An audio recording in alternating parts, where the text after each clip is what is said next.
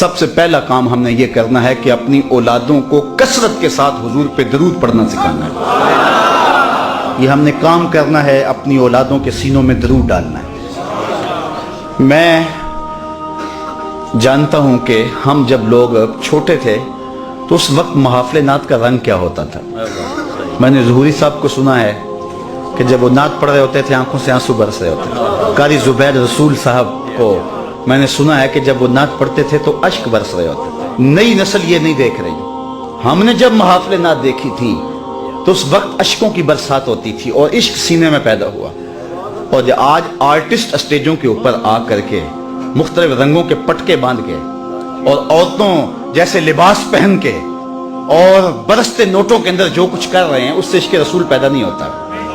اس لیے آپ کی نسل کو زیادہ ضرورت ہے کہ ان پر محنت کریں کہ ان کے اندر حب رسول پیدا ہو، کیونکہ آپ نے جن کو دیکھا ہے ان لوگوں نے ان کو نہیں دیکھا۔ اس طرح جن علماء کو آپ نے سنا ہے، ہم نے سنا ہے، جب وہ بولتے ہوتے تھے لگتا تھا ان کی پشت پہ رسول اللہ کی تائید کا ہاتھ ہے۔ اور کیا آج اسٹیجوں کے اوپر ڈانس نہیں ہوتے؟ آج لطیفے نہیں سنائے جاتے؟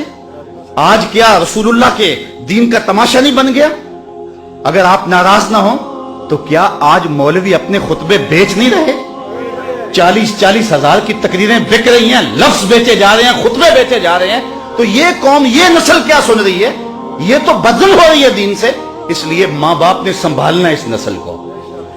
تیسری بات، ہم نے جن پیروں کو دیکھا تھا جب ان کے سامنے جاتے تھے تو ہمارے دل ڈولتے تھے کہ جو دل میں خطرہ آتا ہے شیخ کی نگاہ اس پہ ہوگی، لیکن اب پیر کی نگاہ دل پہ نہیں، دل کے اوپر لگی ہوئی جیب پر ہے۔ تو آج پیر خود جو ہے وہ طالب زر بن گیا، تو اب نہ تو پیر میں وہ روپ نظر آیا، نہ مولوی میں وہ روپ نظر آیا، نہ ناتخواں میں وہ روپ نظر آیا۔ تو مجھے بتاؤ کہ یہ نئی نسل کہاں سے دین لے گی؟ علامہ اقبال نے اس وقت کہا تھا کہ اپنی نسل پر توجہ دو جب امیر ملت بھی موجود تھے۔ اس وقت کہا تھا جب سید احمد سعید کاظمی، بلکہ بعد کے یہ لوگ ہیں، اس دور میں کہا تھا۔ اور آج تو ہر لئی میں رازدار دین شدے، آج تو یہ معاملہ ہو گیا ہوا ہے۔ اس لیے ماں باپ کی ذمہ داری ہے۔ میں کہتا ہوں ڈاکٹر بناؤ اپنے بیٹے کو، انجینئر بناؤ، وقت کی ضرورت ہے، لیکن سب سے پہلے اس کے عاشق رسول بناؤ، یہ کہیں اس کا سینہ اس دولت سے محروم نہ رہ جائے۔ سب سے پہلا کام کرنے کا یہ ہے، کثرت کے ساتھ اپنی اولاد کو درود پڑھنا سکھاؤ۔